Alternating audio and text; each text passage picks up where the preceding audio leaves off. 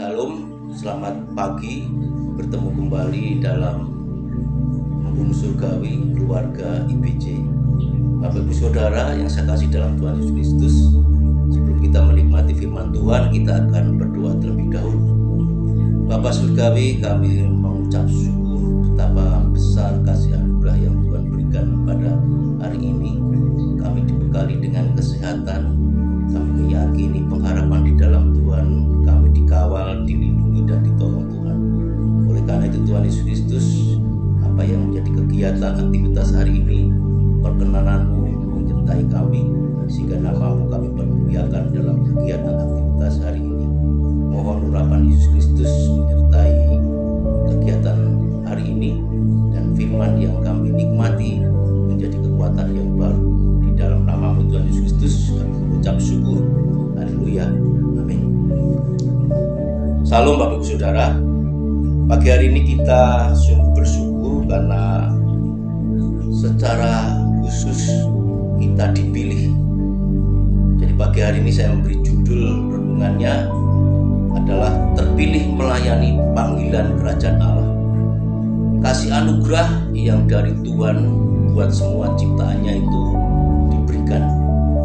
Tetapi buat pelayanan dan panggilan pengabdian untuk kerajaan Allah, kasih anugerah itu dikhususkan. Oleh karena itu dalam tekanan yang ditulis oleh Lukas, dalam Lukas 9 ayat 23 mengatakan, katanya kepada mereka semua, kepada orang-orang yang mengikuti Dia, khususnya diajarkan kepada murid-muridnya, setiap orang yang mau mengikut aku, ia harus menyangkal dirinya, memikul salibnya setiap hari dan mengikut aku. Panggilan utama kita memang mengikuti jalan Tuhan, mengikuti apa yang teladan Yesus Kristus sudah berbuat. Ini menjadi panggilan yang tertinggi dalam keimanan kita dalam mengikuti Yesus Kristus. Namun realitanya sering kita dikacaukan dengan mimpi-mimpi, ambisi, keinginan, hasrat diri sendiri, mengandalkan kemampuan sendiri. Kita belajar ketika Allah secara khusus memilih Abraham dalam perjanjian lama, Kejadian 12 ayat 1-9. Abraham diberikan janji nanti sebagai bapa bagi bangsa-bangsa, bapa orang percaya.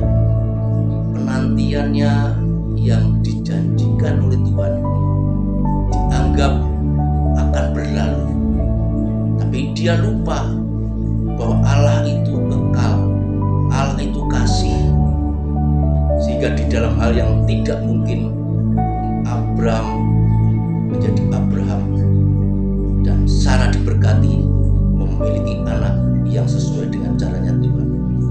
Demikian pula kasih anugerah yang khusus ketika kita melihat tokoh Saulus menjadi Paulus, musuh menjadi mitra yang luar biasa. Itulah kasih anugerah yang dikhususkan.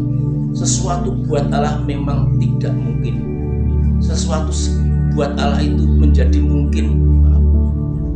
Dan itu kita perlu proses, kita perlu hati yang siap diprospek oleh Tuhan, sehingga kita berprogres sebagai orang-orang pilihan Tuhan, sebagai pelaku pelayan kerajaan Allah, sehingga progres yang dialami Paulus dalam suratnya di Efesus pasal 4 ayat 11 dan 12, dia memberikan pengenalan imannya kepada pribadi Yesus Kristus yang mengubahkan itu, bahwa ingin membagikan pengalaman imannya itu buat jemaat di Efesus, bahwa kita adalah kesatuan keluarga Kristen.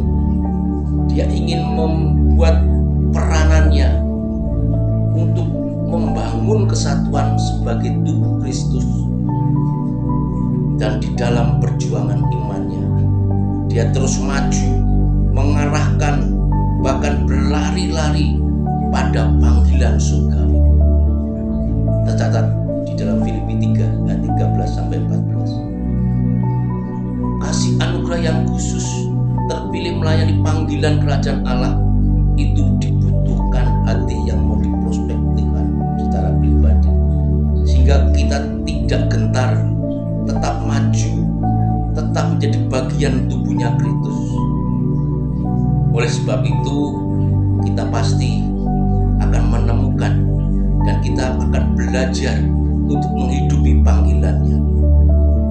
Dikhususkan, diperlukan sikap hati untuk secara istimewa kita punya relasi dengan Tuhan lewat berdoa. Seperti yang dialami murid-murid ketika Yesus Kristus sudah naik ke surga. Kisah Para Rasul 1 mencatat dalam ayat 12 sampai 14, murid-murid bertekun bersehati dalam doanya bersama-sama. Sungguh ketika kita sudah dipilih Tuhan, kita harus punya relasi dengan Tuhan secara pribadi dan berrelasi dengan saudara-saudara seiman di dalam persekutuan, di dalam doa, di dalam penyembahan. Dan respon juga yang dialami atas proses progresnya Petrus tercatat di dalam 2 Petrus 1 ayat 15-17. Dia terus berusaha maju, imannya tidak gentar. Dan Petrus yang pernah menyangkal Yesus Kristus tidak percuma ketika dia diprospek Tuhan.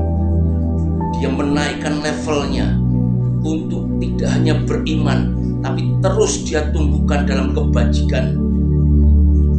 Kebajikan itu ditambahkan oleh pengetahuan yang benar dalam Yesus Kristus. Dan dalam pengetahuan Yesus Kristus itulah Petrus mengajari untuk memiliki penguasaan diri, memiliki ketekunan, dan ketekunan itu berbuah untuk melakukan kasih, baik dikhususkan kepada saudara seiman dan kepada semua orang. Kita patut bersyukur kalau kita sudah dipilih. Oleh karena itu, kita pastinya tidak diperkenankan untuk gelisah, untuk tawar hati dalam menghidupi panggilan kepada Tuhan. Taat dan respon yang positif yang diajarkan kepada para mentor kita, para guru kita, orang-orang yang punya keteladanan besar, dijadikan panduan untuk kita membangun rohani kita dalam komunitas kita. Support itu yang kita harus hidupi atas persekutuan di dalam doa, atas persekutuan di dalam orang-orang yang kudus. Jadi diri sendiri, jadikan itu menjadi keunggulan. Ketika dalam komunitas kita memiliki potensi yang unik, sehingga Tuhan berkenan memunculkan potensi karunia talenta itu yang kita persembahkan sebagai bentuk panggilan yang istimewa. Oleh karena itu diperlukan sebuah komitmen Bapak Ibu Saudara.